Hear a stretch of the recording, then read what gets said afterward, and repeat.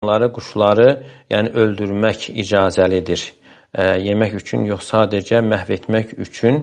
Yəni pis heyvanlar, quşlar hansılardır? Yəni orada əsasən müəyyən misallar gətirilir. Yəni onlar fəvasiq gedir. Fəvasiq. Yəni fasiq heyvanlar.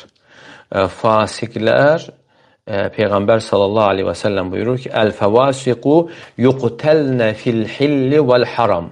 Fasiqlər halal bölgədə də, haram bölgədə də öldürülür. Hansı ki, haram bölgədə ümumiyyətlə qadağandır.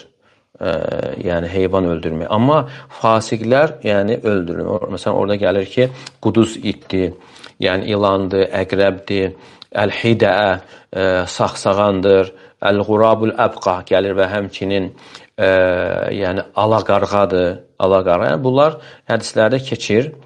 Amma yəni digər, yəni öz zərəri ilə digər heyvanların təbiətindən kənara çıxan heyvanlar da bura aiddir.